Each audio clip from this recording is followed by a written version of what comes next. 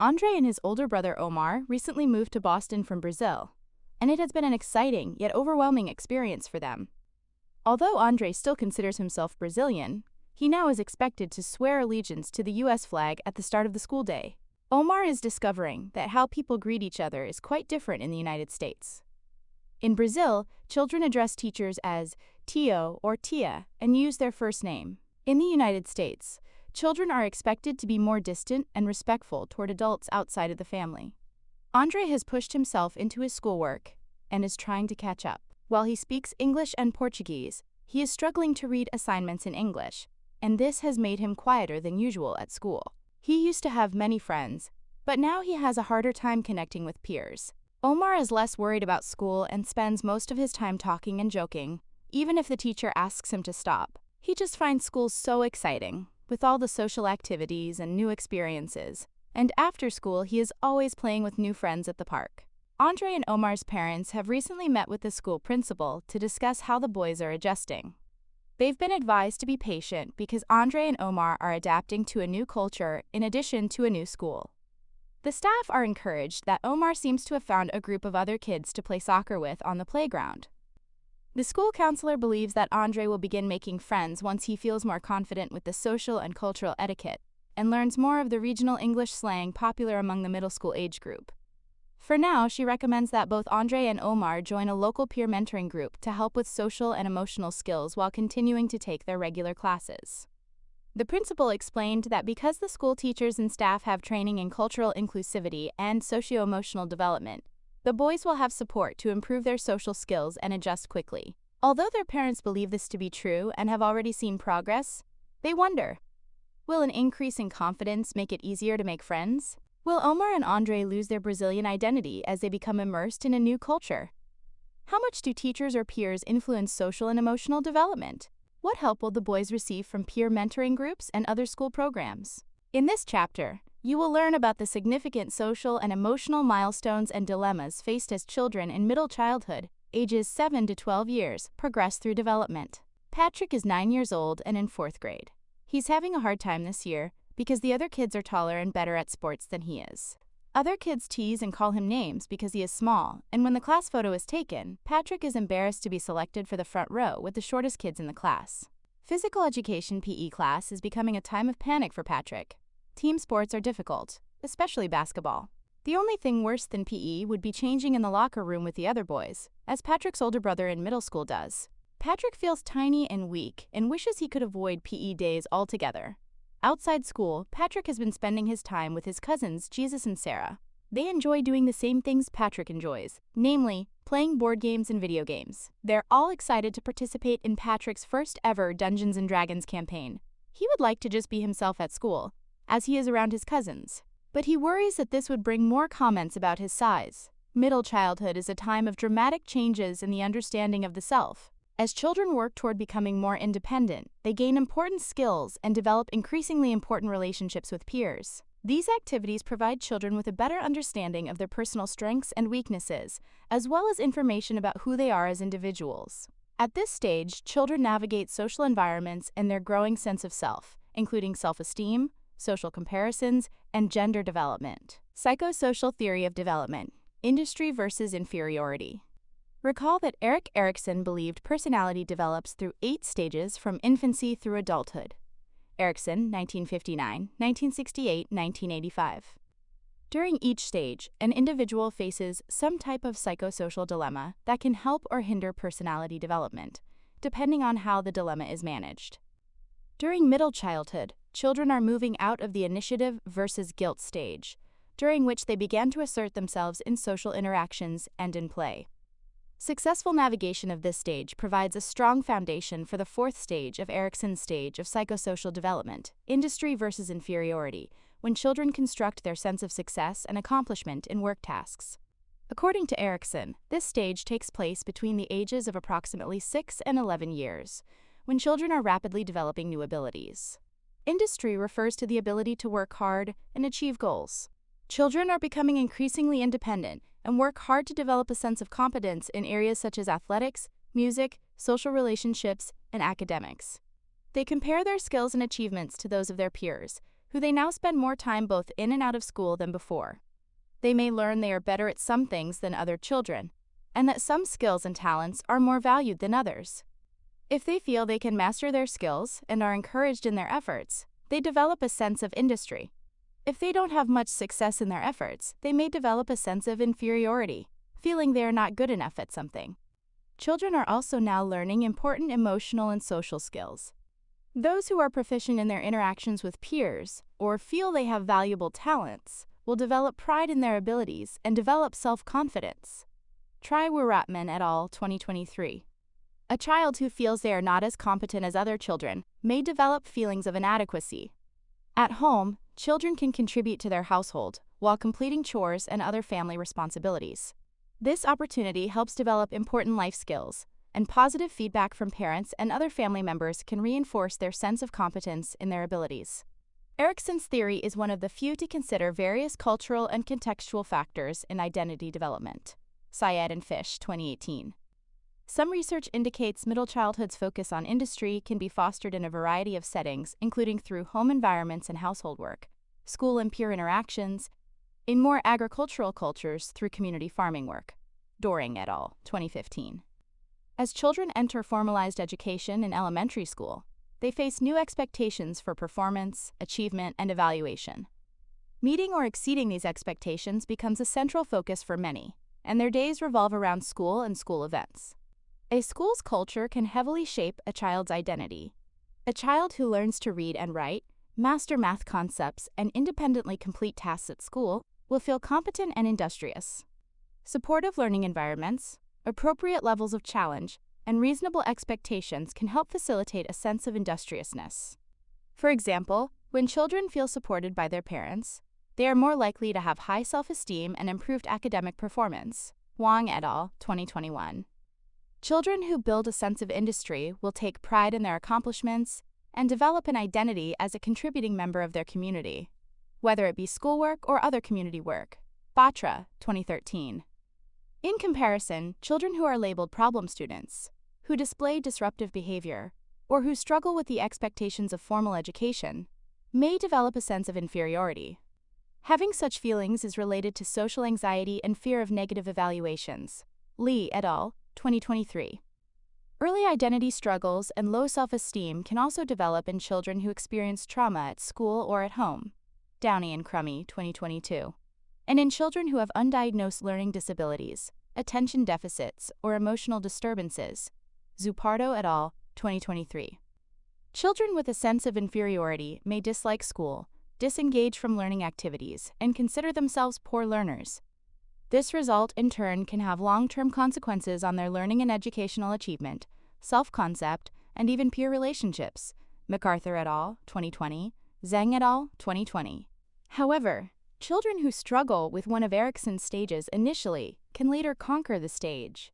In other words, children with a sense of inferiority may achieve industry later in their development, particularly when provided with good social and community supports. Zock, 2018. This can be accomplished through schools and extracurriculars that promote a sense of competence and encourage the unique talents of children who are at risk or are struggling with their psychosocial development. Cross and Cross, 2017. Whether during middle childhood or later, when adults encourage children's efforts on challenging tasks, children are likely to have increased feelings of industry. The developing self. During middle childhood, children's self-concept or their beliefs about their abilities, characteristics, and personality changes dramatically. Their sense of self is influenced by peers and family members as well as by societal messages that they receive, such as through the media. Collins and Madsen, 2019. Children in middle childhood become hyper-aware of themselves and the way others perceive them. Starting in the early elementary grades, they notice the way classmates and other children react to them, and they begin to reflect on and monitor their self-projection or the way they are portraying themselves around different audiences such as new classmates, close friends, teachers, parents, and other family members. Howe et al., 2022. A child may be more polite and restrained around potential new friends, for instance, funnier and more outgoing around already close friends, yet serious and intellectual around teachers, and more emotional and dependent around parents. Achieving this requires a sophisticated level of social competence, a skill we use to understand and respond to the differing expectations of various contexts and audiences. By middle childhood, the sense of self is more realistic than it was during early childhood. In researcher Susan Harder's self-perception profile, children in middle childhood pick options that apply to themselves and that measure global self-worth. The scale consists of 5 subscales: scholastic achievement, athletic ability, social competence, physical appearance, and behavioral conduct. Harder, 2012. While a 4-year-old child will not be able to discriminate between who they want to be, their ideal self, and who they actually are, Harder, 2015, by middle childhood, a child can more accurately identify their strengths and weaknesses. In addition, a more complex self-concept has emerged. While in early childhood, self-descriptions tend to be focused on physical characteristics and might include the child's hair color, gender, and age, by middle childhood, self-concept is increasingly abstract, multifaceted, and evaluative. Specifically, children in middle childhood start to move from thinking in concrete terms, I have brown hair, to more abstract qualities. I am a good friend. I'm persistent. They begin to understand and describe themselves using internal characteristics and psychological traits. They now start to consider their hobbies and interests, whether a genre of music, sports, or art activities, as part of their self-concept, Figure 8.2. They also include personality characteristics, such as funny, kind, smart, quiet, or brave. Finally, they might consider their own abilities, such as proclaiming themselves to be good at gymnastics, bad at writing, and/or okay at math. This rich development in self-concept continues into adolescence. At the same time, children are appraising and judging the actions of others. In elementary school, they begin to perform intense social comparisons with classmates and become highly proficient at identifying the skills, personalities, and attributes of their peers. Children use these social comparisons to evaluate whether they are superior, inferior, or average compared to their classmates, on a variety of dimensions, but particularly academic ability, athletic ability, and social status. Children with higher self-esteem are likely to evaluate themselves more positively in these areas. Orth and Robbins, 2022. Recall from 6.1 Social and Emotional Development in Early Childhood that self-esteem is an individual's subjective evaluation of their self, and although it is based on a child's self-concept, it differs from self-concept in that it includes positive or negative feelings about the self-evaluation. If self-concept differs enough from ideal self, the self we consider ideal and hope to be, then self-esteem will be lower. The better the two are matched, the higher our self-esteem. Figure 8.3. Self-esteem generally tends to increase throughout middle childhood, but may decrease slightly as children approach adolescence before increasing again during adulthood. Ogihara and Kusumi, 2020, Robbins et al., 2002. This is likely because children are becoming better able to evaluate themselves through social comparisons. For example, they may realize that they are not actually the fastest runner in the world. Self-esteem is also influenced by the early experiences a child has with caregivers and other adults. Those whose caregivers are high in warmth and supportive are more likely to have higher self-esteem. Brummelman and Sedekidis, 2020, Orth and Robbins, 2019. Psychologists distinguish, however, between self-esteem and narcissism. According to Brummelman and Sedekidis, 2020, narcissism is an exaggerated sense of importance or superiority, including an unrealistic idea of self, and may emerge when caregivers overpraise children or focus on social comparisons to other children. They assert that self-esteem decreases when parents overpraise their children. Instead, caregivers should focus on providing realistic feedback, help children focus on personal growth rather than on performing better than others, and provide unconditional warmth and acceptance that is not dependent on achievements. Brummelman and Sedekidis, 2020. Another characteristic related to self-concept is self-efficacy, an individual's beliefs about their ability to effectively complete a task that will allow them to achieve a goal. Bandura, 1977. Self-efficacy is not about a child's abilities, but rather their beliefs about what they can achieve with those abilities. For example, a child may have strong academic self-efficacy, meaning they believe they can be successful in a school environment. Other children may have self-efficacy related to social relationships or their problem-solving or athletic abilities. In general, higher self-efficacy is related to better outcomes.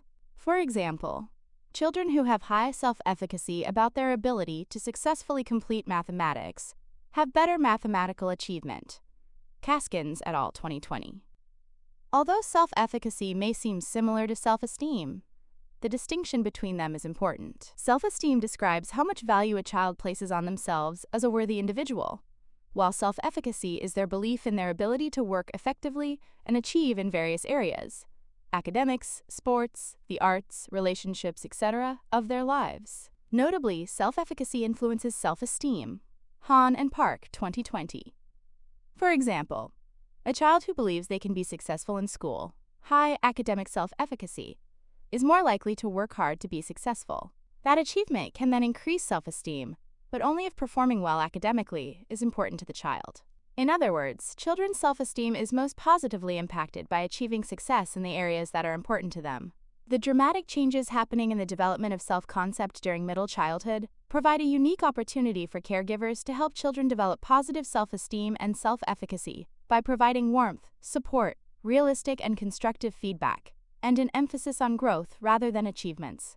Life hacks. Measuring your self-esteem and self-efficacy. Self-esteem and self-efficacy are subjective concepts, meaning they are about the way you view yourself, not so much about the way others view you. This makes both characteristics easy to measure through self-reports. For example, you can find a general self-efficacy scale calculator to measure your self-efficacy and the Rosenberg self-esteem scale to measure your self-esteem. Rosenberg, 1965, Schwarzer and Jerusalem, 1995. Once you have taken both scales and calculated your scores, consider how they are similar and different. Based on what you've learned from these tools, what are some strategies you can use to increase your self-esteem and self-efficacy? Start by identifying the things you're good at. What are some of the achievements of which you are most proud? What are your strengths and abilities? Do you think there are ways that improving self-efficacy may be more useful than raising self-esteem? When you catch yourself thinking negative thoughts about yourself, make an effort to think about some of the strengths and achievements you've just identified. Set goals for yourself and celebrate the small successes. You don't need to wait for the big goals to celebrate.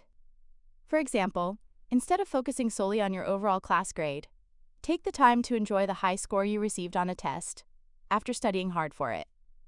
If you do make a mistake, forgive yourself. We all make mistakes. Strive to look toward your next goal. Gender, racial, and ethnic identity. Gender, race, and ethnicity are major social categories that influence the way children see themselves as well as the way others see them. The important developments that occur during this period are central influences on a child's overall identity and other aspects of development. Gender identity in middle childhood. As you've learned, sex and gender are different concepts, and the sex assigned to a child at birth can differ from the gender identity that develops over the course of childhood. Although children can typically accurately identify their sex assigned at birth, e.g., male or female, by 18 months to 3 years of age, middle childhood allows them to begin understanding nuances of gender, due in part to their expanding social world. Gender is socially constructed and is influenced by cultural beliefs. For example, in the United States and many other societies, gender inequality is present in cultural beliefs and stereotypes of males and females, with females being stereotyped as inferior. These cultural beliefs can influence child development in ways that are harmful or constraining. Rogers, 2020. For example, a child may struggle with self-esteem and feelings of worth if they believe these gender norms and that they don't fit into the stereotype. However, when children develop beliefs that gender is not that important or that genders are equal, they may form a healthier gender identity and overall self-concept. Rogers, 2020, Rogers and Way, 2021. During middle childhood, children have a well-developed understanding of gender norm expectations. Rogers and Meltzoff, 2017. Learn from caregivers, peers, teachers, and the media. They can reinforce gender norms, such as when they make a statement like, "Boys are better at math than girls," or challenge them, "Anyone can become a nurse or a doctor." Rogers, 2020. Children develop their own gender identity as they consider which gender norms they will reinforce and those they will challenge. In other words, during middle childhood, children become less focused on the rules of gender expression and start to understand that gender stereotypes are just stereotypes. Children tend to be most rigid about gender stereotypes in early childhood, around 5 to 6 years of age, but beginning in middle childhood, around ages 7 to 8 years, they become much more flexible in their gender beliefs and identity. Troutner et al., 2005. They often become less judgmental toward gender nonconforming peers, aided by a growing neurological maturity that allows them to understand exceptions and individuality. Their own self-concept is becoming more complex too, so children can increasingly recognize how complex others can be. Racial identity in middle childhood. As self-concepts become increasingly complex during middle childhood, racial and ethnic identities develop. Kornblum, 2014. Racial identity is the sense of self gleaned from an individual's racial background, and for children it typically includes physical appearance, language, and sense of pride. Rogers et al., 2012. Racial identity begins to develop during infancy and continues through adulthood. Williams et al., 2020. In the United States 2020 census, more than 30% of children identify as multiracial, while many others identify as members of at least one racial minority group. Rico et al., 2023. At 5 to 6 years of age, children can accurately use societal labels about skin color to describe others, black, white. And by the age of 10 years, children of color in particular are able to describe racial stereotypes that affect their racial identity. Swanson et al., 2009. Similar to gender identity, when children form their own racial identity, focused more on equality and personal identity than race stereotypes, they are more likely to thrive. Rogers and Way, 2021. For example, research on racial identity indicates that when formation of healthy racial identities focused on celebrating an individual's uniqueness and/or valuing equality, the individual is better able to navigate negative stereotypes and have a healthier overall identity. Rogers et al., 2021. Peers, particularly having friends of the same race and a child's school environment, are especially influential in the development of racial identity in school-aged children. Jugert et al., 2020. Ethnic identity in middle childhood. Ethnic identity is the part of a child's sense of self based on their ethnic heritage. To develop this identity, children need to be able to identify themselves as a member of a particular social group, which most children can do in early childhood. Kornblum, 2014. At 3 to 5 years of age, they focus on physical features such as skin color when considering ethnicity. Rogers et al., 2012. However, by middle childhood, children are focusing on behavioral and cultural aspects, such as language and ancestry. In fact, 8-year-old children describe physical appearance, culture, and group pride as important elements of ethnic identity, the same elements that adolescents mention. Rogers et al., 2012. Specific aspects of ethnic identity differ among ethnic groups. For example, Puerto Rican children describe the importance of cultural events and their pride in being Puerto Rican, while Chinese American children focus on language as an important aspect of their ethnic identity. Wei et al., 2008. Ethnic identity is also complex for immigrant children. They learn about their first ethnic culture while simultaneously learning about and adapting to their new culture. In other words, they are developing an ethnic identity and a national identity. The importance they place on these identities may be apparent in the label that they use to describe their ethnicity: Mexican or Mexican American. For example, Brown, 2017. Although we can think about gender, racial, and ethnic identities separately, children often have multiple social identities, which they may value differently. For example, Portuguese immigrant children rate their gender identity as more important than their ethnic identity, while Cambodian and Dominican immigrant children rate their ethnic identity as more important. Akiba et al., 2004. Turner and Brown, 2007. Ethnic identity strengthens during middle childhood. For example, Kornblum, 2014, one reports that by age 11 years, First Nation Canadian children describe their ethnic identity as more important than any other social identities, such as gender, except family. Children who have immigrated to a new country often experience some level of stress as they try to balance multiple cultural and/or national identities, but often through development, they are able to form their own unique and multifaceted cultural identity. Huang and Syed, 2019. Chandra's parents need to meet with her teacher again. This time, it's about an emotional outburst that happened during class. When she was supposed to be writing the names of state capitals on a test, she became frustrated. Her teacher watched as she crumpled her test, mumbled something about a waste of time, and then with tears in her eyes pushed everything off her desk. When her pencils and water bottle hit the floor, she let out a scream and stormed off to the corner of the room to calm down. Chandra knows what she did was inappropriate. but lately she's been having strong feelings, sometimes so strong that she becomes easily frustrated and overwhelmed. And even though her stepmom says it was Chandra's responsibility to prepare for the test, she doesn't feel the same way. Inside, Chandra feels frustrated that her teacher, her school, and the world seem to be making unrealistic demands, developing socially in middle childhood. Middle childhood is often called the school-aged years, because children in the United States commonly attend elementary grades 1 through 6 between the ages of 6 and 12 years. A typical week of school is about 33 hours, and on average, children attend 180 days per year. National Center for Education Statistics, NCES 2017. Elementary school affords many new social opportunities, but also makes emotional demands.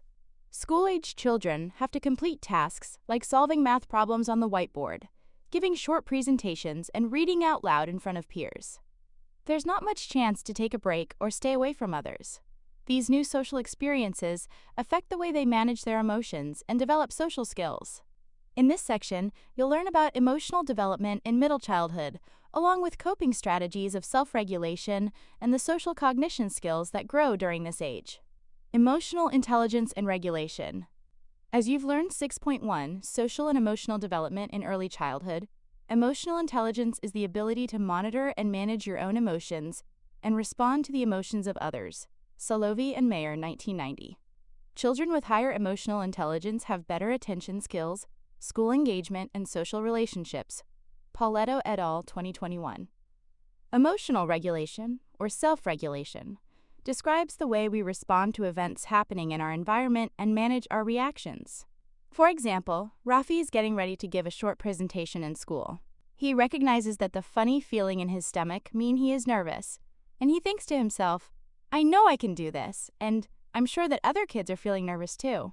To distract himself from his nerves, he also takes a few deep breaths to calm himself and thinks about what he will do after school with friends. Rafi is showing that he recognizes his emotions, emotional intelligence, and has skills for managing his response, emotional regulation, to a meaningful challenge in his life. Useful skills that allow children to have increased emotional intelligence and regulation continue to develop during middle childhood. For example, metacognitive skill. The awareness of their individual thought processes allows them to understand their emotions and develop strategies to help them control their reactions. These skills continue to grow in early and middle childhood. Gascoigne et al., 2017. However, regulating emotions is complex and requires a lot of skill and practice. Pennican et al., 2020. So during middle childhood, children may still struggle to handle their emotions, particularly when they are stressed or feeling overwhelmed by expectations. Moltrecht et al., 2021. For example, although a 9 or 10-year-old may still whine, sulk, or seek their family's help when they are tired and stressed, more often they are practicing how to calm down and breathe deeply. Figure 8.4. Researcher Michael Lewis, 2022, discussed the development of secondary emotions that first appear during early childhood. These include other evaluative emotions like jealousy and compassion, which depend on the development of self-awareness, and self-conscious emotions like pride, guilt, and embarrassment, which are based on our understanding of social rules and conventions. In the elementary years, children may begin to feel these emotions more deeply as their cognitive capacity to understand and comprehend social situations increases. For instance, parents can often remedy a 5-year-old's jealousy of a younger sibling by giving attention, cuddles, or a distraction. By age 9 years, a child who feels jealousy because their best friend is playing with another may experience a persistent, intense emotion sustained over hours, days, or weeks. They may reflect on this jealousy even when they are in other environments, so distraction does not help. Parents continue to play an important role in helping children process and regulate their emotions in middle childhood. DeRaymaker and Dar, 2022. Increasingly, children begin to consider how they express their emotions. As they reflect, ruminate, and communicate their emotions in a more mature way, they also begin to self-regulate more independently. Lane and Smith, 2021. Emotional awareness. A valuable element of self-regulation is emotional awareness, being able to name and identify emotions. Lane and Smith, 2021. Emotional awareness depends on our ability to understand internal sensations and connect them to an emotion based on the current situation, as well as past experiences. Sapute and Lindquist, 2019.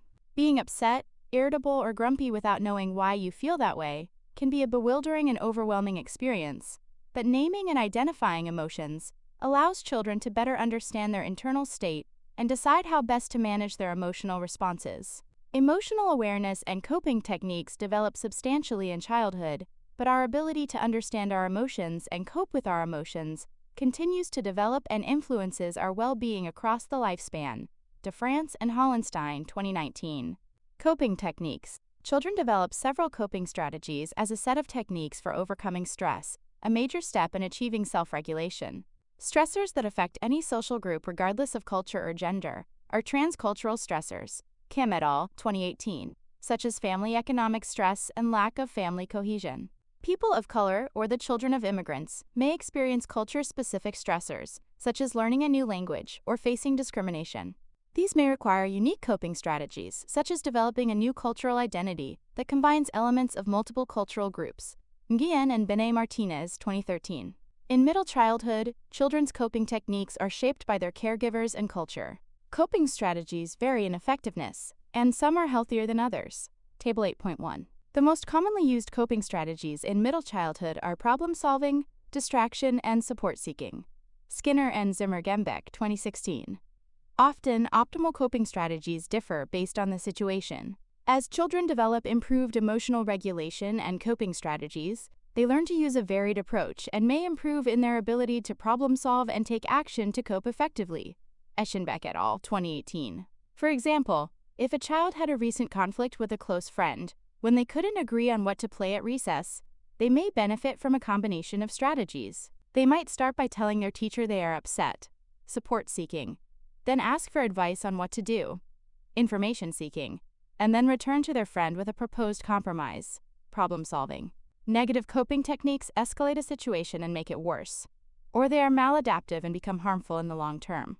Positive coping techniques are adaptive, helpful strategies that will de-escalate a situation. For example, when a sibling takes something without asking, a positive coping technique may be to breathe deeply to calm down, then calmly ask them to give it back or ask a parent for assistance. A child struggling to complete a task in school may try again, try another strategy, ask for help, or take a temporary break. Using positive coping techniques is a lifelong skill and one that helps us develop other positive skills, such as communication, conflict resolution, and problem solving. In middle childhood, children are likely to shift from heavily using their caregivers for coping, support seeking, to using their own improved emotional regulation skills, e.g., self-reliance, and other internal coping techniques.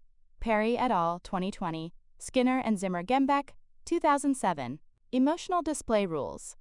A culture and context-specific, social rule for outwardly showing emotion is known as an emotional display rule. The understanding of display rules emerges during middle childhood, as children begin to understand that the emotion a person is experiencing is not necessarily the one they are expressing.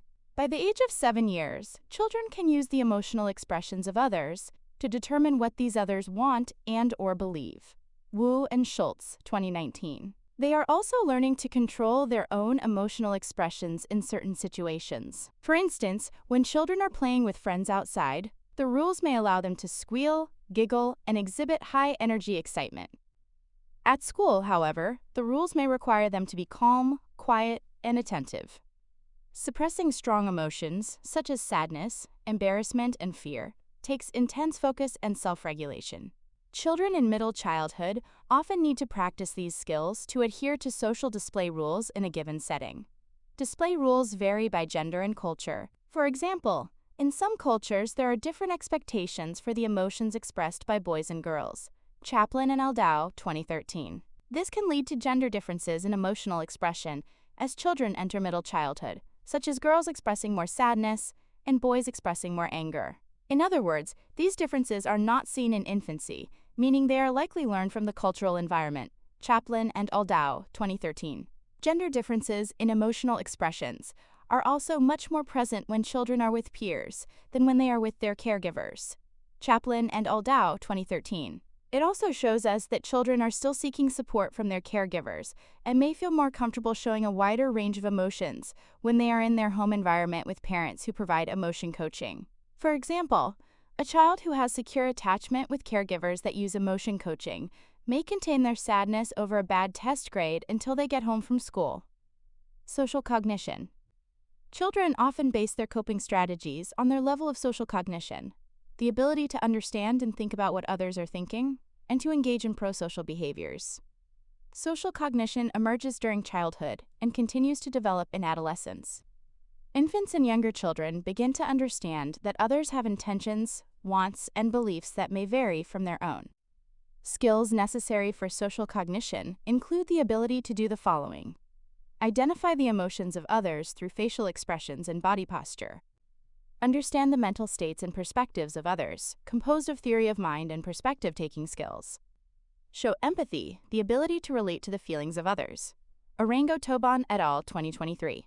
Theoretical perspectives on social cognition. Many theories have considered the way social cognition develops during childhood. One of the most popular is the stage theory of cognitive development, which states that during infancy and early childhood, children are very egocentric and unable to see the world from someone else's perspective. Piaget, 1954. As they move into middle childhood, Piaget believed, children get better at thinking about how others think and why they behave as they do. In other words, children become less egocentric and more capable of considering the perspective of others. Another element of social cognition is theory of mind. Recall that when children acquire theory of mind, they can consider how the thoughts, feelings, and intentions of others influence their behaviors and differ from their own individual perspective. In other words, having theory of mind allows a child to explain why people do the things that they do. In particular, the development of empathy and of imitation, observing and repeating the behavior of others, supports theory of mind. Theory of mind and perspective-taking skills support better peer relationships and improve children's ability to use reasoning to understand others. Lecce and Devine, 2022. As children develop improved social cognitive skills, such as perspective-taking, and improve their use of emotional regulation and positive coping techniques, they are better able to have healthy relationships with friends and family. Figure 8.5. Theory of mind continues to develop into middle childhood and is shaped by our social experiences, just as it shapes our social interactions and understanding. Devine and Lecce, 2021. Interpreting and responding to social situations. Imagine you are in second grade and on the playground during recess. You see your best friend walking toward you. You wave and say hello, but they walk right past without making eye contact or acknowledging you. Researchers have used scenarios such as this to understand social cognition in children. Dodge et al. 2015. Specifically, scenarios like this help us understand more about how children interpret social situations and the behaviors of others. Children with a negative bias, or hostile attributional error, are more likely to interpret the friend's behavior as an aggressive or purposefully unkind act. Dodge et al. 2015. Gardner et al. 2017. They may judge their best friend as committing an offense, and in response would aggressively confront them, blame them, raise their voice, push, or say mean things. This hostile reaction increases a child's risk of unhealthy relationships and conflicts with peers. However, teaching children to have kinder attributions or use perspective-taking may help them respond better in similar situations. Bankson and Arvidsson, 2011. Finally, children who have developed positive coping strategies and emotional regulation skills tend to react with better emotional competence and have healthier relationships. Rain et al. 2023. For example, they are more likely to use cognitive reappraisal to cope and consider other factors, such as whether their friend wasn't feeling well, was busy or late, or had just received bad news. When asked for their response, these children are more likely to reach out to their friend in a calm, friendly way to make sure everything is all right. Of course, a child's personality and temperament will also play a role in how children respond to social situations. For example, a quieter, shyer child may be less likely to reach out, whereas an exuberant, outgoing child may be more likely to feel comfortable taking the first step. It depends. Should adults intervene with shy children? When caregivers notice that their child is shy, they may worry that it will make it difficult for their child to interact with other children and adults. So, should adults intervene? Do children who are shy need help to develop social skills with peers? Western parents tend to react to their children's shyness with disappointment and worry, which is not generally the case among Chinese or other Asian parents. Zhu and Krieg 20142 point out distinct differences between being anxious and shy, which may be part of their temperament, and learning to display shyness based on the cultural values or context, which may be an adaptive strategy. In their empirical study with 4th and 5th graders, some children of Asian immigrants were adaptively shy and others anxious shy. The outcomes for these children were different in terms of their reported feelings of loneliness, even though their solitary behavior was not that different. Anxious shy children were also more often socially excluded and experienced more anxious behavior. The less acculturated into U.S. values Asian American parents were, the more they accepted and encouraged regulated shyness in their children. As this study and many others indicate, shyness might be considered a temperamental condition in the United States, and one that is not valued or encouraged. Even if a child has a shy temperament, it is not necessarily a concern. Many children are shy with adults, but it is less common for children to be shy around children their own age. However, if a child is so shy that they don't interact with their peers, it may be helpful to intervene. Caregivers can schedule playdates and encourage their child to take part in extracurricular activities. They can also give their child helpful hints for ways to interact with other children, and then offer positive feedback when they see their child do so. In addition, many schools offer social skills support groups for children. If the shyness persists and seems to be causing the child a great deal of social anxiety, a therapist can help. Resilience and positive coping. Positive coping strategies support resilience, which further aids children in coping with stress and trauma. Tuom Antwi et al., 2020. The ability to successfully adapt and respond to stressful events is resilience. Maston, 2019. So how do we help develop resilience in children? Positive attachment relationships between a child and at least one caregiver is one critical factor supporting this goal. Thompson et al., 2021. As discussed in 4.4, Social Development in Infants and Toddlers, when attachment security is present, caregivers are responsive and nurturing, and focus on the child's protection, emotional regulation, and cognitive stimulation. Barastegui and Patias, 2023. Children with a history of a positive child-caregiver relationship are able to express their emotions and have strong emotional regulation. Corral and Kovacs, 2021. Both key aspects of positive coping and resilience. Healthy social relationships and adaptive responses to social interactions are also predictors of resilience. Strong social cognitive skills are essential for developing healthy relationships with others, which in turn matters for making friends, bonding with teachers at school, and spending enjoyable time with family. In middle childhood, children also show improved use of empathy and altruism to facilitate prosocial behaviors. Glenn et al., 2020. Cognitively, empathy requires understanding the perspective and emotional states of others. Effectively, we need to vicariously feel what others are feeling and mirror their emotion. The awareness of what another might be feeling and the motivation to do something for them is sympathy. For instance, saying you are sorry to a friend who lost their toy requires sympathy, but feeling sad along with the friend requires empathy. Empathy and sympathy help to facilitate relationships because they let us take others' perspectives and treat them as we would like to be treated, respond to their emotional needs, and strive to play fair. A type of prosocial behavior called altruism involves acts of kindness, even when at a cost. Altruism requires empathy and is associated with theory of mind, Rose et al., 2024, but it takes those cognitive and emotional components and translates them into action. Children in middle childhood display altruism when they help others in a way that is a cost to themselves. Examples include stopping to help someone, inviting a lonely child to play, sharing, taking turns, and teaching others. Children benefit from acting altruistically because it can strengthen friendships and family relationships, make them feel like they belong and are included, and help them to develop new skills and abilities. Butovskaya et al., 2020. It is not selfish if despite these benefits it still comes at a cost, such as stopping a game, giving up a toy, or choosing to wait for others. Children who develop strong prosocial skills are more likely to trust others, to feel confident in themselves, and to feel comfortable working with others. Caregivers can take several steps to promote the development of prosocial skills throughout childhood. In addition to forming the high-quality caregiver-child relationship, they can apply a technique called emotion coaching, Gus et al., 2015. This consists of recognizing a child's emotion, responding to the child with empathy, validating their feelings, and helping them label their emotions. Lisitsa, 2013. Positive coping behaviors, social cognition, and healthy relationships are all adaptive strategies that can promote resilience in middle childhood and across the lifespan. Moral reasoning. Moral development is the process by which children learn about the difference between what is right and wrong. Jean Piaget was interested in what children believe about moral issues. Carpendale, 2000. In other words, their moral reasoning rather than moral behaviors. He felt that a child's moral reasoning was very closely tied to their cognitive development, and that this reasoning could not become more sophisticated until children were cognitively mature enough to consider the perspectives of others. Piaget used short stories or vignettes to learn more about how children think about what is right or wrong. For example, the stories might entail one child breaking a cup while sneaking a cookie, while another child breaks multiple cups by accident. After telling the story, Piaget asked children whether they thought the child was right or wrong and why. Based on his research, Piaget, 1932, described stages of moral reasoning.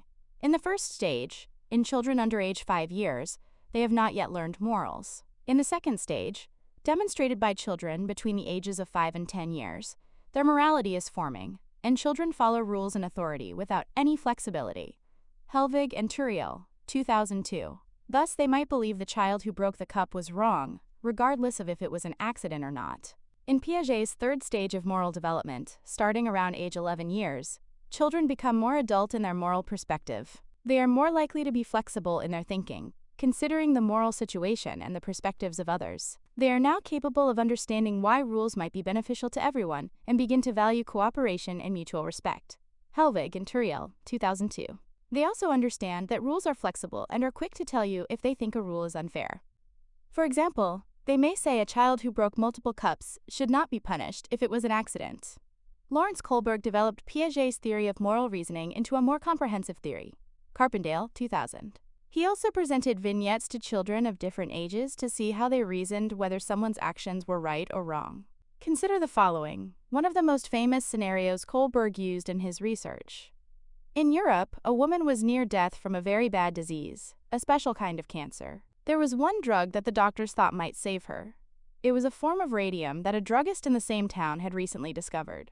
The drug was expensive to make, but the druggist was charging 10 times what the drug cost him to make. He paid $200 for the radium and charged $2,000 for a small dose of the drug.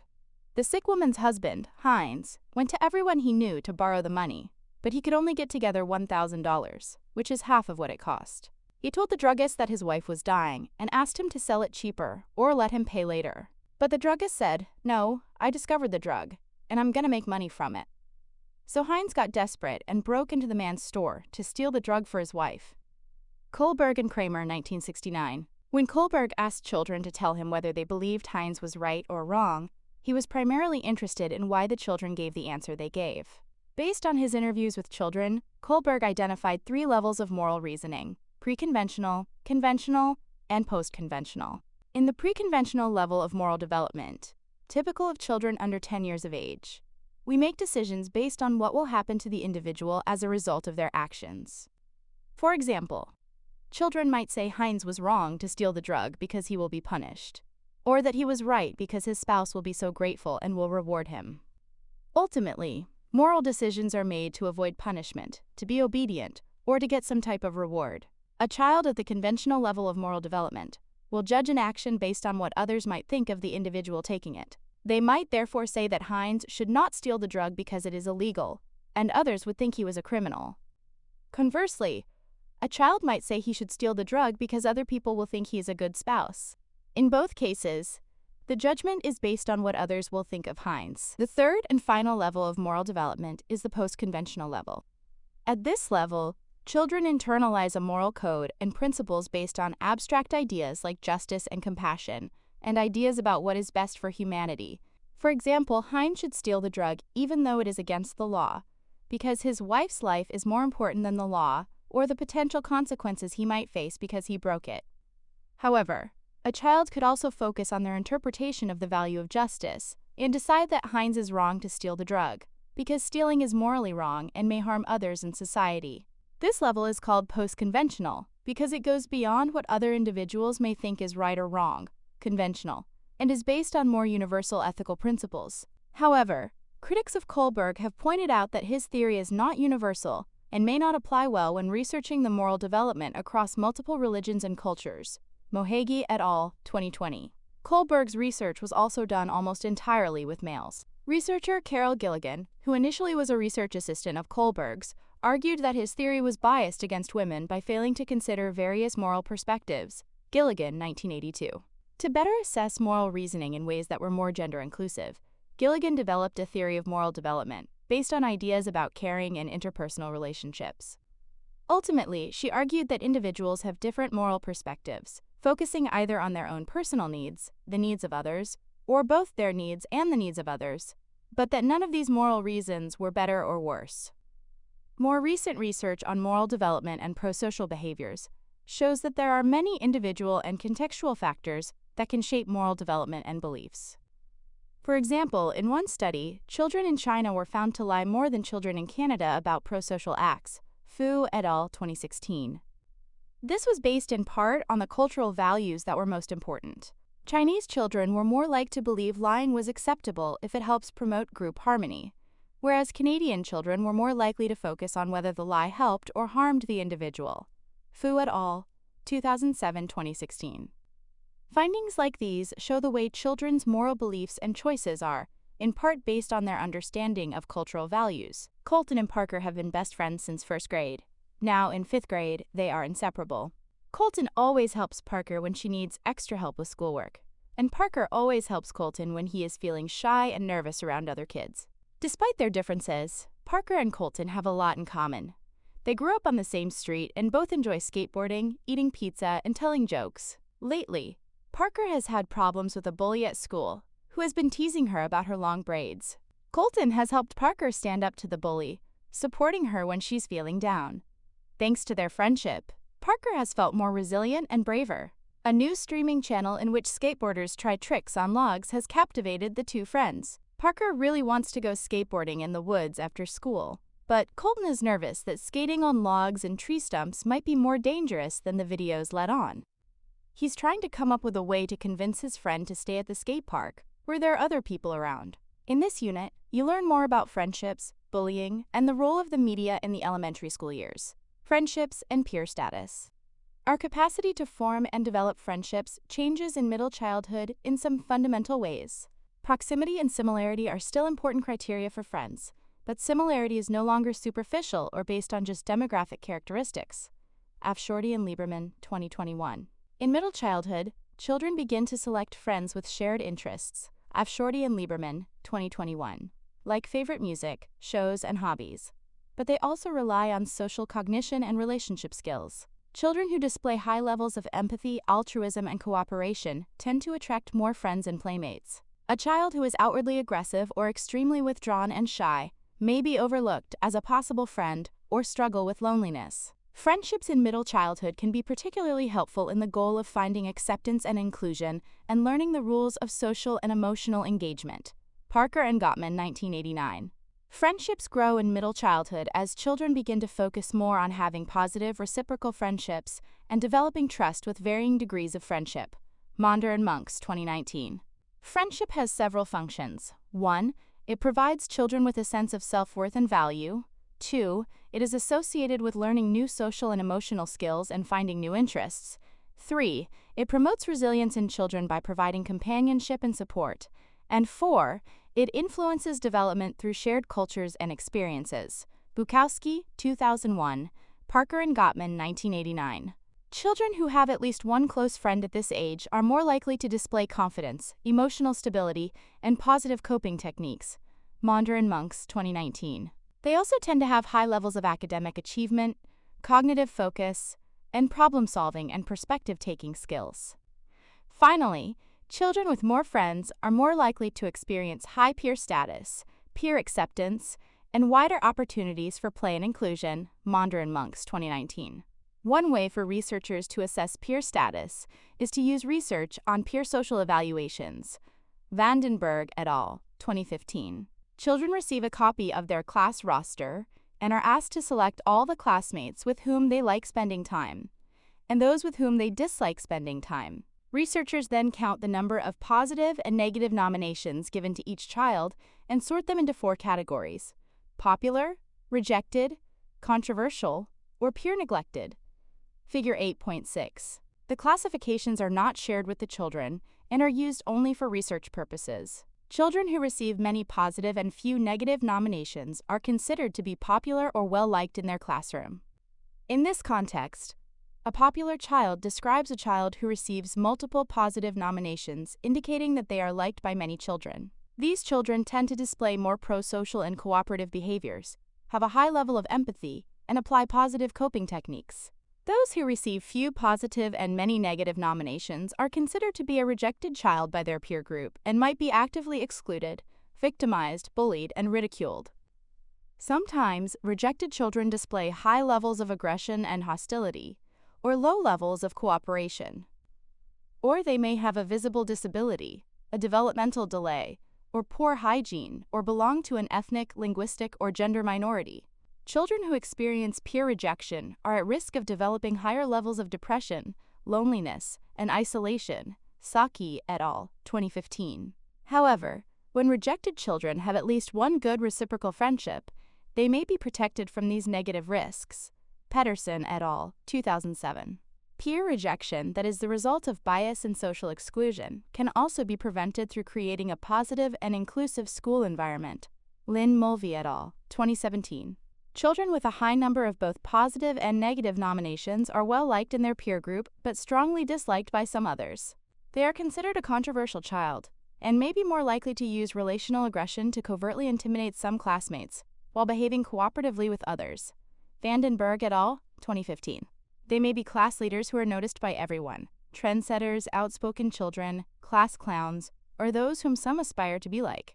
Children who receive a smaller number of both positive and negative nominations are categorized as an average child, which puts them in the largest category. Finally, children with a low number of positive and negative nominations are considered to be a peer-neglected child. They are more likely to be shy, quiet, and withdrawn from the peer group. Although they do not have bullies or enemies, they do not have friends or close allies either. They may be new to a school or have a high level of absenteeism, and thus be relatively unknown by others. Early research speculated that children who experience peer neglect may also feel higher levels of anxiety, loneliness, and isolation. Newcomb et al., 1993. However, more recent research has found that peer-neglected children may actually look much more like the average or popular children and are simply nominated less. Marinucci et al., 2023. Munoz Silva et al., 2020. Parents play a role in establishing the way their children are perceived by their peers. Essentially, children generalize to their peers the social behaviors they learned with their parents. In particular, the parenting style children experience influences their relationships with their peers. Rose et al., 2022. Children who have authoritarian parents, strict and harsh, tend to be less popular than children with authoritative parents, warm and responsive. The quality of friendships in children has also been linked to the quality of attachment they had with their parents earlier in life. Wong et al., 2020. Children who had a secure attachment with a parent have more positive peer relationships. Delgado et al., 2022. Family influences. Although peers grow more influential during middle childhood as children strive toward greater independence, family dynamics, family structure, and sibling relationships still have significant impacts on development. Family dynamics. As children strive for independence, they often spend more time with their peers and less with their families. Ruger et al., 2016. However, parents continue to exert social influence in the lives of their children. Parents' primary role is now nurturing rather than providing companionship. Schachter and Margolin, 2019. And they tend to spend time with their children engaged in homework and tasks around the house. These interactions help children learn important life skills. Parents also tend to guide children differently than when the children were younger. They may begin to give them more of a say in the decision-making process. Lansford, 2022. For example, they may allow a child to provide ideas about when they will complete homework and chores. Parents continue to play an important role in the well-being of children across a variety of family types. Falason and Gaylor, 2019.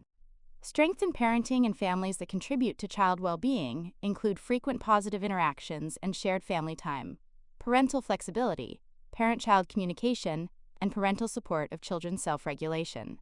Bueller, 2020. For example, children whose parents are active in their lives, such as spending time together in fun activities and helping with homework, Figure 8.7, tend to have better self-reported well-being. Li and Guo, 2023. Additionally, open family communication reduces perceived stress and is related to lower parent-child conflict in middle childhood and adolescence. Jimenez et al., 2019. An authoritative parenting style, high in both warmth and structure, is associated with healthier child outcomes. Baumrind, 1991. For example, in both European and Latin American countries, high parental warmth, whether authoritative or indulgent, was associated with healthier child self-concept and better emotional development than low-warmth parenting styles. Fuentes et al., 2022. Parents begin to play new roles in children's lives by scaffolding children in taking more responsibility for themselves and granting children greater autonomy as they near the end of middle childhood. Benito Gomez et al., 2020. Houston and Ripke, 2006. As a result, parents are likely to benefit from being flexible to the changing needs of their children in this stage by maintaining support while providing children with some freedom to become more independent. Tuber et al., 2022. Family structure. Since 1960, the number of children living in households with two parents has steadily decreased. In 2019, about 70% of households with children had two parents, 26% had a single parent, and 4% had a grandparent or other non-parent as the primary caregiver. Among single-parent households, most children live with their mother. Only 5% live with their father. Anderson et al., 2022, Figure 8.8. Many single-parent households are the result of divorce, although the death of a parent, adoption, and parenthood through sperm donation or surrogacy also account for some. Children in single-parent households are more likely to live in poverty, Damaske et al., 2017, and to have physical and mental health problems, behavior problems, and poorer academic achievement, Taylor and Conger, 2017. However, most are well-adjusted, particularly when the parent is single by choice, Golombok and Tasker, 2015. A growing number of children are being raised by parents who identify as lesbian, gay, bisexual, transgender, or queer. LGBTQ+. Gates, 2015. Although most are the biological children of their parents, LGBTQ+ parents are more likely to adopt children. Research on adopted children who have faced adversity also shows these children often show resilience following adoption at similar levels. Costa et al., 2021. Research has found no differences between the development or psychosocial adjustment of children with same-sex parents and that of other children. Patterson, 2017. Other family structures include blended and multi-generational families. Blended, or step families, consist of a couple who has at least one child from a previous marriage. In 2019, approximately 7% of U.S. children lived with at least one step-parent, and 17% lived with at least one half-sibling. Anderson et al., 2022. This structure may present some unique challenges for children. They must develop new relationships with the step-parent, and possibly with step-siblings as well. They may also experience a more complicated family structure or guidelines. Jensen and Sanner, 2021. Step-parents and biological parents may also disagree about parenting decisions, which can lead to conflict. As with many other family structures and types, there can be a wide range of levels of closeness between caregivers and children. When children in blended families face many transitions resulting in instability and a lack of closeness with a caregiver, it can reduce their overall well-being. Raleigh and Sweeney, 2020. However, when children feel close to their caregiver and have greater family stability, they have greater emotional and social well-being. Multi-generational families consist of households in which 3 or more generations live together. Over the past 2 decades, the number of such households in the United States has increased, due in many cases to financial pressures. Approximately 7.2% of family households in the United States were multi-generational in 2020, and 8.4% of children under the age of 18 years lived with their grandparents. U.S. Census, 2023. Multi-generational households are becoming more common and may offer extra support to all members of the family in cognitive functioning and social and emotional support. Lee et al., 2021. Sibling relationships. Almost 80% of U.S. children have one or more siblings, Zhao, 2015, and as they grow into middle childhood, they increasingly spend more time with siblings than with parents. Siblings are a major influence on child development. Although there can be many benefits to having a sibling, sibling relationships can also have a negative impact. Sibling rivalry may increase during middle childhood because children are engaged in more social comparison. Geertz Perry et al., 2021. However, sibling conflict can be associated with behavior problems and poorer mental health. Buist and Vermont, 2014. Sibling conflict and aggression tend to increase when there is conflict or other adversity in the family, such as death or illness. Tucker et al., 2019. But sibling relationships can also be a source of social support and a helpful context for learning social skills, such as conflict resolution. Payne et al., 2022. Figure 8.9. A warm and friendly social relationship is linked to fewer behavior problems and more pro-social behaviors. Geertz Perry et al., 2021. When families have higher levels of warmth and communication, siblings are more likely to have less conflicts and better sibling relationships. For children who grow up with no siblings, most research shows similar outcomes. In fact, growing up an only child may even offer children some small advantages in academic achievement and mental health. Chen et al., 2024. Lee et al., 2021. As with many of the various family structures, a great deal of child and family well-being depends more on parenting choices, styles, and stability than on a particular family structure. Aggression. Although aggression typically decreases during middle childhood, some children continue to be aggressive into adolescence. Evans et al., 2021. Aggression can be either proactive or reactive. Lobeck, 2022. In proactive aggression, aggression is intentional and committed with the intent to harm. It is believed to be learned behavior. Children who engage in it typically use aggression with a goal in mind, such as bullying another child to establish social dominance. In contrast, reactive aggression is unplanned and happens in response to either real or imagined provocation, typically when a child is frustrated or angry. Aggression can also be either physical or relational. Murray-Close et al., 2024. The inflicting of intentional harm on others or property, or the intimidation of or threat of harm to people and property, is physical aggression. Children in middle childhood also begin to experience relational aggression, which consists of behaviors that can hurt social relationships, such as gossip, the starting and spreading of rumors, exclusion by peers, and threats to end a friendship or relationship. Swit and Slater, 2021. Although physical aggression peaks during early childhood and then decreases, relational aggression is more likely to be stable. Blakely McClure and Ostrov, 2016. Girls tend to experience more relational aggression, which is more associated with poorer self-concept. Bjorkquist, 2018. Boys and girls use verbal aggression at similar levels, though there are slight gender differences in other forms of aggression, with boys engaging in more physical aggression, while girls engage in more indirect aggression. Bjorkquist, 2018. Blakely McClure and Ostrov, 2016. Aggression in children can be the result of many different problems. In middle childhood, physical aggression typically happens during free play, when children can choose their own activity and therefore may need to negotiate or resolve conflict on their own. For instance, if a group of children playing on a field disagree over whether a score should be counted, yelling, pushing, and shoving might occur. Children who have a tendency to act out or react with hostility and who experience peer rejection are more likely to display aggression. Yu and Zhang, 2023.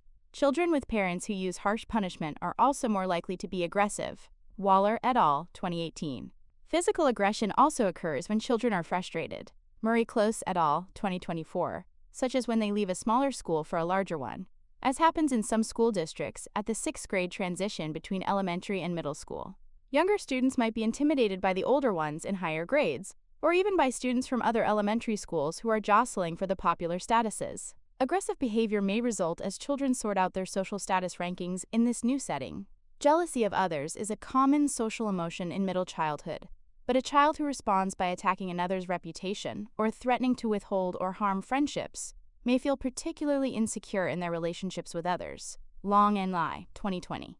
Children who display higher levels of relational aggression are more likely to be controversial or have prominent peer status, to have high but fragile self-esteem, and to desire to be dominant or a leader among their peers. Weidman et al., 2024. Children who are victimized by relational aggression tend to feel betrayed, alone, and isolated, and to develop a lack of trust in others. Swit and Slater, 2021. However, perpetrators of relational aggression are at risk of forming only superficial relationships with others, feeling paranoid, and lacking trust in others. Swit and Slater, 2021. Children can cope with peer victimization by seeking support, building positive relationships, practicing assertiveness, and using coping techniques such as deep breathing, mindfulness, and talking about their feelings to manage the emotional impact of poor peer interactions. Improving children's self-concept may also be a promising way to reduce both the negative impact of relational aggression and the likelihood of children engaging in relational aggression. Blakely, McClure, and Ostrov, 2016. Bullying. Encountering one act of physical or social aggression is an unpleasant and harmful experience. However, bullying is a repetitive pattern of social and/or physical aggression in which a person with more power harms another with less. Gladden et al., 2014. There are several types of bullying, including physical, verbal, and cyberbullying. Bullying is fairly common during childhood. Almost 35% of U.S. children report being bullied at least 1 to 2 times in the last 12 months, according to the Data Resource Center for Child and Adolescent Health 2021-2022 data, Child and Adolescent Health Measurement Initiative 2024. Physical bullying consists of bodily harm, property damage, or the threat of harm to coerce, control, or scare others. Armitage, 2021. Verbal bullying is calling another person names, demeaning them, and trying to cause emotional harm. Armitage, 2021. Finally, cyberbullying makes use of technology, online images, videos, and texts to cause emotional stress in another person. Armitage, 2021. Children often have regular access to multiple devices such as cell phones, computers, tablets, and video game systems that can be used for cyberbullying. Evangelio et al., 2022. Cyberbullying differs from more traditional forms of bullying in several important ways. 1. The digital platform can reach a wider audience, which increases the potential for a negative impact on the victim. 2. It can be anonymous, which makes it easier to be a perpetrator and a victim. And 3. The bullying act is more permanent because it can remain in cyberspace indefinitely. Olweus and Limber, 2018. For example, a demeaning video can be watched repeatedly and quickly reach a large audience. The impersonal nature of the computer screen can also desensitize users to others' feelings and increase boldness in otherwise timid or cautious individuals.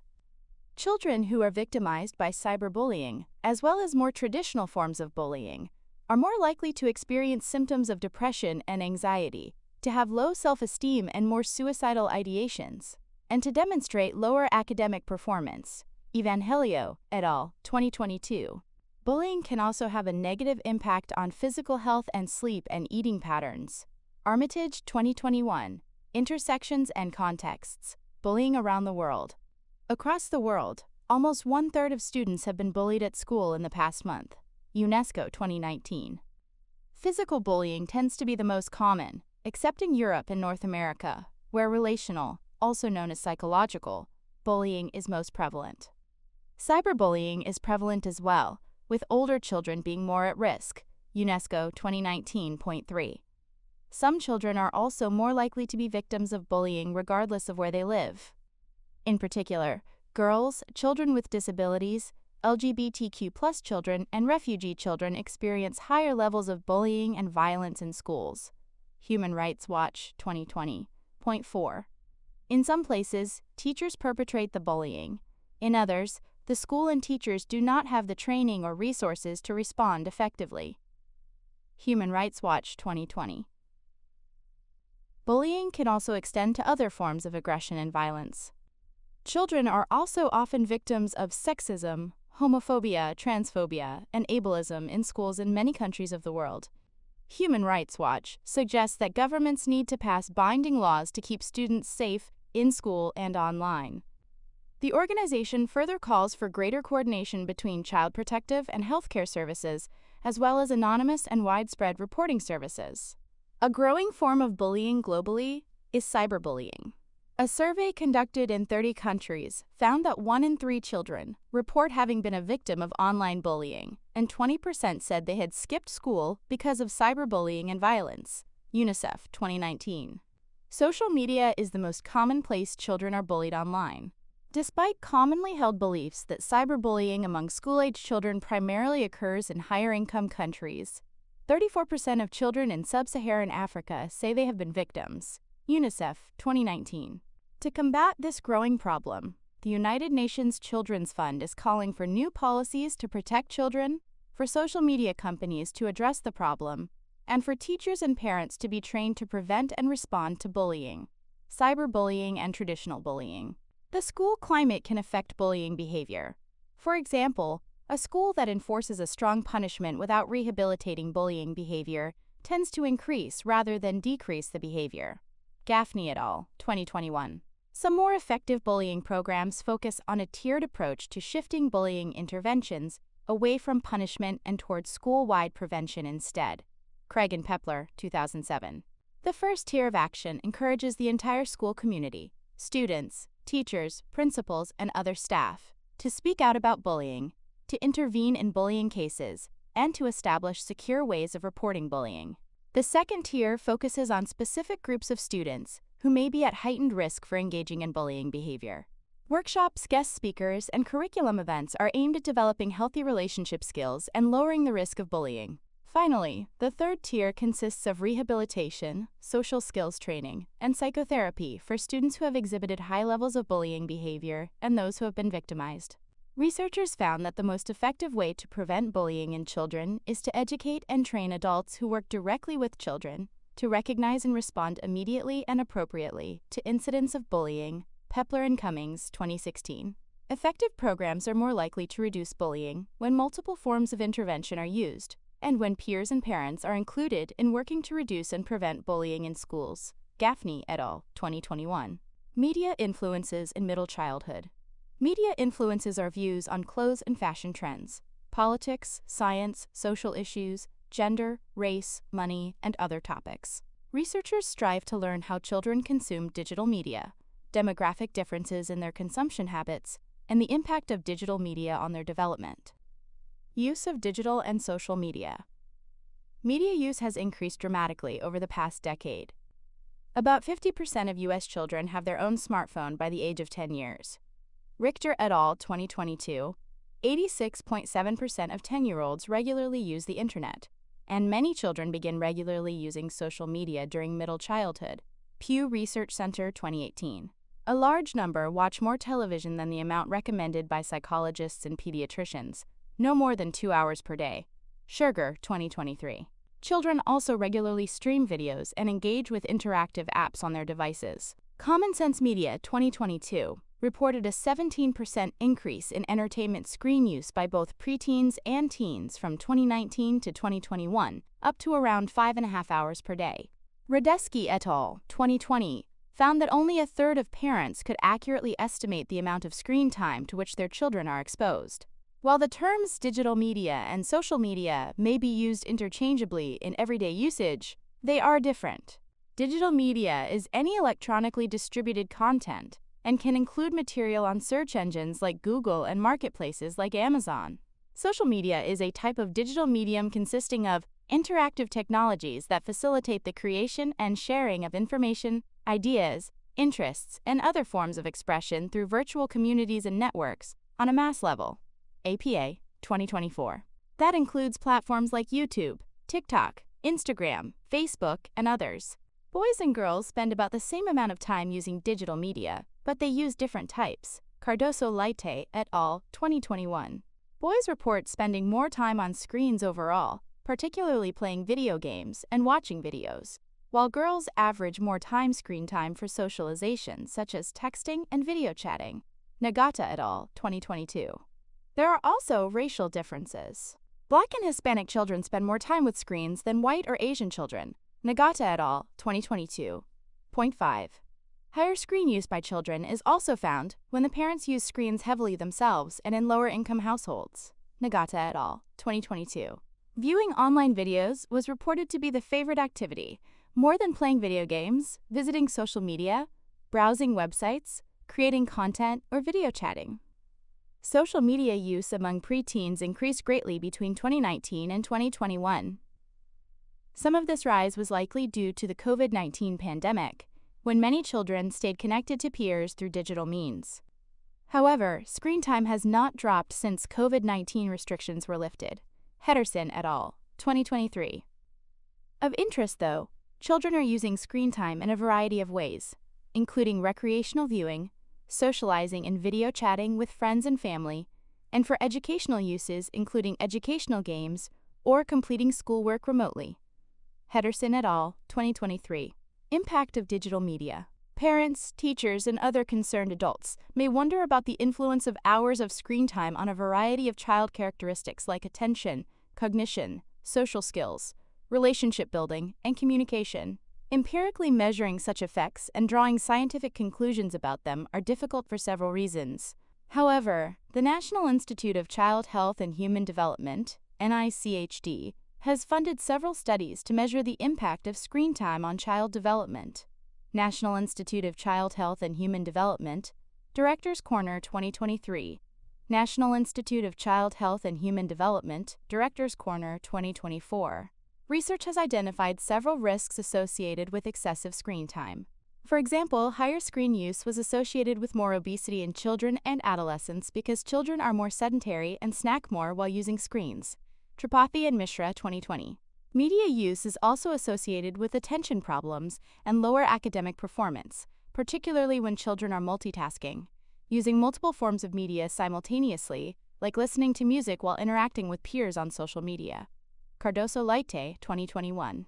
Finally, time spent using digital media has also been linked to mental and physical health problems, including depression, social anxiety, and sleep difficulties.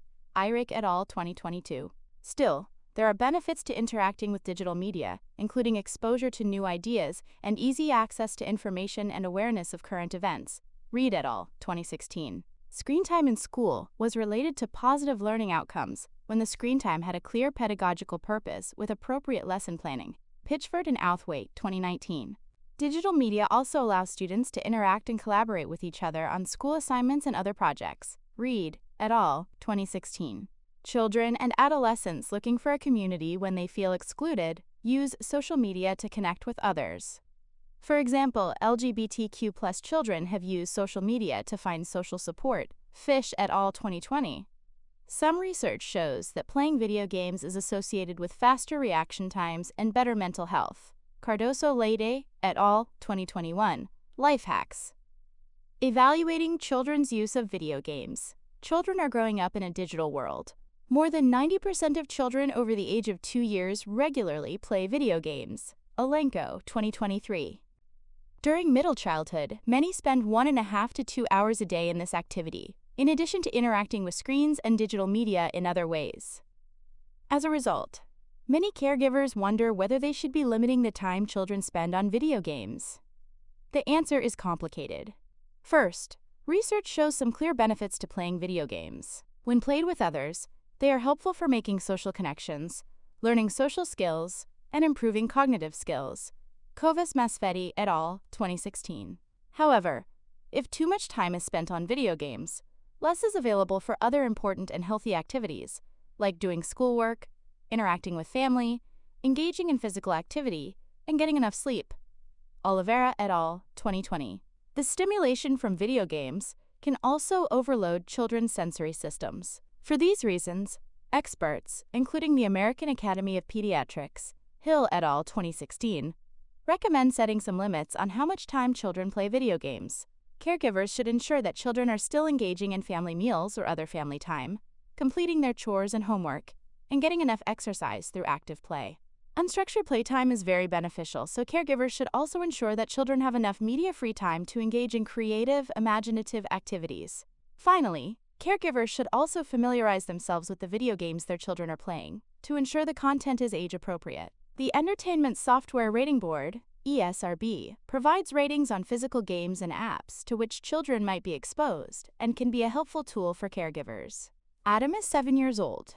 In his first-grade classroom, he is on the edge of his seat or on the floor most of the day. When his teacher asks the students to complete a page of work, including 2 descriptive sentences and a picture, he completes the assignment but usually takes longer than most of his classmates. He has difficulty following the sequence of instructions, and he sometimes completely skips questions in a seemingly random way. He also has difficulty keeping his hands to himself and blurts out the first thing that comes to his mind at any time. At lunch and on the playground, Adam is very active and moves around a lot. While eating lunch, he wanders around talking to friends and often doesn't finish his meal. He thrives at recess, where he has more flexibility in how he chooses to play with peers and with a variety of activities. Adam's teachers seem to always be telling him to sit still. The teachers seem to be bothered by his fidgeting, but he rather enjoys learning while squirming. Adam doesn't understand why his behaviors seem to be a problem for teachers, and is beginning to feel like school might not be as much fun as it was in kindergarten. In this section, you'll learn about some of the more common behaviors that can be problematic for children, including internalizing and externalizing behaviors, and the mental health disorders like depression and anxiety that sometimes require support in middle childhood. Neurodevelopmental diversities, including attention deficit/hyperactivity disorder and autism spectrum disorder, can also play a role in socio-emotional well-being. Prevention and intervention supports can help to promote mental health and well-being in middle childhood. When those working with or caring for children are better educated on supporting the development of children with diverse learning needs, these children are better able to thrive. Internalizing and externalizing behaviors.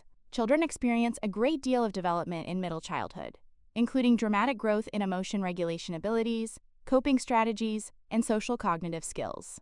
Children also are exposed to a much wider world and different environments than they may have known in early childhood. This can provide positive opportunities for their development, such as new friendships, new mentors and teachers, and new hobbies or extracurriculars. However, for some children, this broadening set of environments, personal relationships, and experiences can increase a child's risk of socio-emotional struggles, such as bullying or sometimes difficult teacher-child or peer relationships. While some children develop positive coping strategies, others may struggle with negative coping strategies that can in turn lead to some common behaviors that can be problematic for children's socio-emotional well-being. Developmental psychologists and researchers often discuss and define these behaviors in terms of how they manifest and whether they are problematic for the child, teachers, and/or parents. Borden et al., 2013. By identifying and understanding how these behaviors create problems and who they create problems for, psychologists can better design mental health supports that can reduce risk and promote resilience in children. When a behavior is negative or harmful and internal to a person, psychologists often call it an internalizing behavior. Internalizing behaviors include feeling withdrawn or lonely, anxious or depressed, and/or having related physical health issues. Achenbach and Edelbrock, 1991. Bourdain et al., 2013. For example, a child might struggle with anxiety in new and large social settings. This anxiety can include negative self-talk and fear of interacting with others, and may even lead to physical problems, such as an upset stomach or headaches. Internalizing behaviors could also include feelings of helplessness, low self-esteem, or any other negative feelings or thoughts that are mostly within the person. Aguilar-Yamuza et al., 2023, Wang et al., 2018. When a behavior is negative or harmful and external to a person, psychologists often call it an externalizing behavior. Such behaviors include aggressive behaviors, rule-breaking behaviors, and other negative behaviors that are more social or interpersonal. Achenbach and Edelbrock, 1991, Bourdain et al., 2013. For example, a child might struggle with angry feelings and acting out toward others in a bullying manner. These impulsive behaviors can be disruptive to others or disruptive to the social setting, such as in school environments. Woltering and Shi, 2016. Externalizing behaviors could also include inflated self-esteem, delinquent behaviors, or any other negative behaviors that typically involve interaction with others. Often internalizing and externalizing behaviors may be the result of a child's continuing emotional regulation development or a lack of positive coping strategies. While many children primarily turn their negative behaviors either inward or outward, many children struggle with poor regulation and both internalizing and externalizing behaviors. Deutz et al., 2019. Sometimes children grow out of these behaviors as they mature and develop improved emotional regulation and/or through the support of caregivers and other community members. Baker, 2018, Deutz et al., 2019. However, for other children, this can be an early indication that a child is at risk of poor mental health or certain mental health disorders. Deutz et al., 2016. Nickstadt and Riemann, 2020. By better understanding the men's transitions of middle childhood and how they can impact overall mental health, psychologists can better provide supports to promote socio-emotional well-being in middle childhood and long-term development. Voss et al., 2023. Mental health risks and disorders. While some amount of internalizing and externalizing behaviors is fairly common over the life course for children and adults, for others, middle childhood can be a time when mental health risks and disorders are first exhibited and diagnosed. A U.S. study found that around 16.5% of children nationwide had at least one mental health disorder, with only half of those children receiving treatment and support. Whitney and Peterson, 2019. Common mental health risks and disorders that may begin in childhood include depression, anxiety, obsessive-compulsive disorder, OCD, post-traumatic stress disorder, and behavioral disorders such as oppositional defiant disorder, ODD, and conduct disorder, CD, American Psychiatric Association, 2022, CDC 2023A. Research also indicates that childhood onset of some of these diagnoses, specifically depression and anxiety, have increased over time and may increase risks for mental health struggles and/or suicide across the lifespan. CDC 2023b, Janiri et al., 2020. Factors that can increase risks of mental health disorders in childhood include emotion dysregulation, angry parenting, poor parent mental health, adverse childhood experiences, and childhood trauma. Wang et al., 2018. Children may be at an even greater risk when they experience lower socioeconomic resources, such as poverty or inadequate health care, or systemic barriers related to race, ethnicity, or gender. CDC 2023b, Thyberg and Lombardi, 2022. As indicated in the Figure 8.12, there is a dramatic increase in depression, anxiety, and behavior disorders beginning around age 6 years. CDC 2023b. Some disorders, such as anxiety, OCD, and depression, not only start in middle childhood, but are likely to be comorbid or occur simultaneously. Servin et al., 2020, CDC 2023b. This means that children who are at risk of one disorder, such as depression, are likely to also be at a risk of other disorders. Often, anxiety is characterized by excessive and persistent fear and anxious feelings, and by related disturbances in behavior. Children may also experience depression disorders, which are mood disorders involving feelings of sadness that are disruptive and can make functioning difficult for individuals. American Psychological Association, 2022. Depression, anxiety, and OCD can manifest with symptoms like stress, upset stomach, sleeping problems, self-esteem issues, and/or physical symptoms like headache or stomachache. American Psychological Association, 2022. The Parr et al., 2022. These disorders can also involve changes in sleeping or eating behaviors, though these symptoms may be less common in children than in adults. These disorders might also be underdiagnosed in children, because the symptoms may be harder to observe. Children of marginalized races, including Black children, are more likely to be underdiagnosed when it comes to things like depression and anxiety. In fact, they face a risk of being misdiagnosed or overdiagnosed with behavioral disorders such as ODD and CD, Thyberg and Lombardi, 2022. These behavioral disorders involve longer-term and high levels of some of the externalizing behaviors discussed earlier, such as hostility, aggressive behavior, and defiance. American Psychological Association, 2022. Some children might outgrow these behaviors, but in many cases, they can lead to low academic performance and poor social relationships. A diagnosis of ODD or CD can sometimes become a label that follows children as they move into adolescence and early adulthood. There is some concern that Black boys in particular might be overdiagnosed with this disorder because of bias and systemic racism. Ballantyne, 2019. Finally, middle childhood can mark the beginning of body dissatisfaction and body image issues that can lead to a higher risk of eating disorders as children enter adolescence and early adulthood. Mendo-Lazaro et al., 2017. Neves et al., 2017.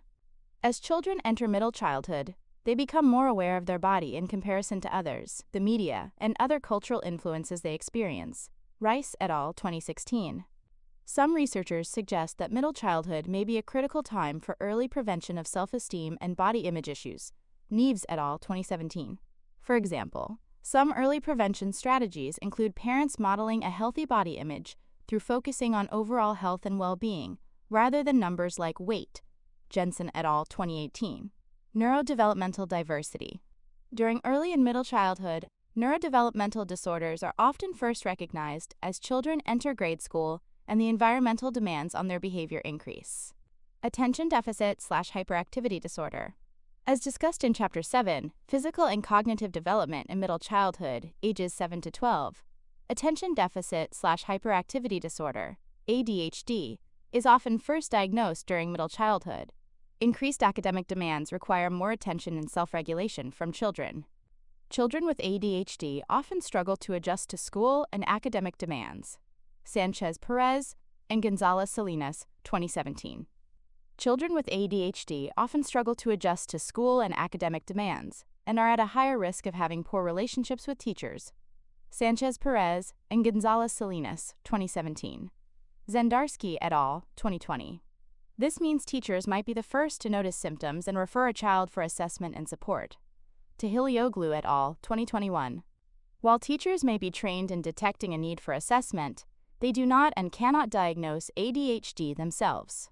Children with ADHD may be at a higher risk of increased socio-emotional difficulties and symptoms based on family dynamics and caregiving. For example, children with more ADHD symptoms are more likely to have a caregiver with poorer parenting behaviors and/or a caregiver who has a mental health disorder. Bro and Harvey, 2019. Deckers et al., 2021. Greater ADHD symptoms can also be disruptive to positive family interactions for both caregivers and children. Educational opportunities for parents to improve their positive parenting techniques show some evidence of improving well-being for children and families with ADHD. Hack et al., 2017. For example, parents might benefit from receiving support and education that improve their ability to set clear expectations with their children, avoid power struggles, and effectively praise children when they are doing well.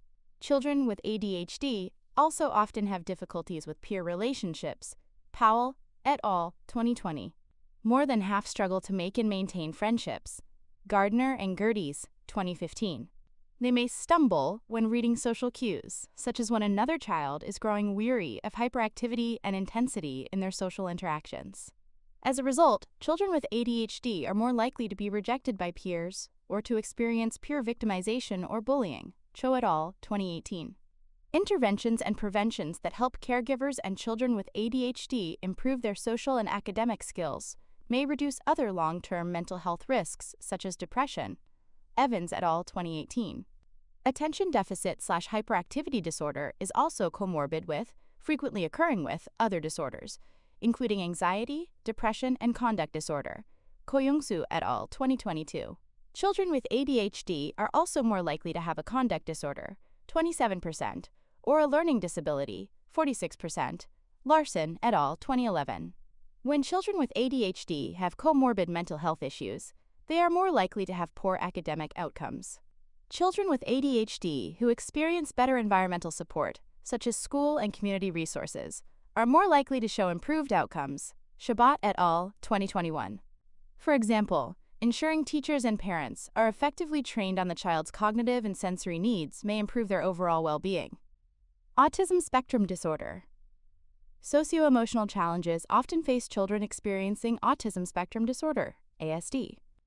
As introduced in 6.1 Social and Emotional Development in Early Childhood, one feature of an autism diagnosis is difficulty with social communication and interaction. For example, these children may have increased difficulties recognizing and understanding the emotions of others. Fridensen-Heo et al., 2016. Jev et al., 2021. They may also express their emotions in ways that are harder for others to interpret, resulting in trouble forming peer relationships and friendships. Social skills training programs in particular have been useful in helping autistic children develop important capabilities. Odom et al., 2021. For example, some promising interventions that may improve emotional expression include using robots or computers to train children on emotion recognition and expression. Liquiso et al., 2021. Caregivers often describe their autistic children as having difficulty with expressing emotions and poorer emotion regulation skills. Reyes et al., 2020. Autistic children often show normal attachment behaviors with their caregivers, though some may struggle with aspects of attachment, including using their caregiver as a secure base, using their caregiver as a source of support in emotion regulation, and/or forming mental attachment representations. Keenan et al., 2017, Giannotti et al., 2022. The challenges of raising an autistic child when they struggle with communication and language skills may also increase parent stress. Stanoyevich et al., 2017. Caregivers of autistic children are likely to report higher levels of stress than parents of typically developing children. Patton and James, 2017. Among these, African American caregivers report higher levels of stress than Euro-American caregivers, particularly when they experience less cultural belonging. Williams et al. 2019. 0.8 Hispanic parents cite the lowest stress, perhaps because they also report higher levels of psychological well-being and greater satisfaction living with their child. Valicenti McDermott et al. 2015. Promoting well-being for parents and in the family household may be beneficial to reducing familial stress for families and caregivers. Diagnoses of ASD have risen rapidly, and society's response and understanding have varied. Anthony et al. 2019. There is more inclusion for autistic children thanks to strong advocacy efforts. However, autistic individuals still experience isolation and discrimination. Many programs are working to decrease the stigma and stereotypes and increase acceptance of those with ASD. Anthony et al. 2019. Supports for promoting well-being and resilience in middle childhood. Many individual differences, developmental diversities, and mental health risks may put some children at a higher risk of long-term mental health problems and/or other maladaptive or poor health outcomes. You've learned about various interventions may benefit the individual child or their family in reducing these risks. Researchers have also identified protective factors that can promote well-being and resilience for children. Many supports and protective factors for promoting socio-emotional health in middle childhood involve promoting certain skills in the individual child, such as positive coping, social skills that improve friendships, and emotional regulation. Still, many developmental psychologists and researchers advocate for promoting a goodness of fit and a supportive set of environments and contexts for the child. For example, you may recall the importance during early childhood of the role of parents in promoting a good fit between young children's temperament and their environment. When children feel supported and scaffolded by their environment, including caregivers, teachers, schools, and community supports, they are more likely to be resilient. Maston, 2014. The first important context to promote protective factors in middle childhood is at the family or caregiver level. An important microsystem, caregivers can promote resilience and boost protective factors for their children by teaching emotional regulation, modeling positive coping, and providing warm, supportive parenting. Corral and Kovacs, 2021. Caregivers might also benefit from parent skills training to reduce their parenting stress and improve their confidence as caregivers. Aguilar-Yamuza et al., 2023. They might also seek mental health supports, including private counselors, therapists, or support groups, particularly if the child is struggling with internalizing or externalizing behaviors or has experienced a trauma or adversity. Servin et al., 2020. Janiri et al., 2021. Finally, parents can promote an overall healthy lifestyle, including healthy body image and good family routines that support sleep, exercise, and physical health.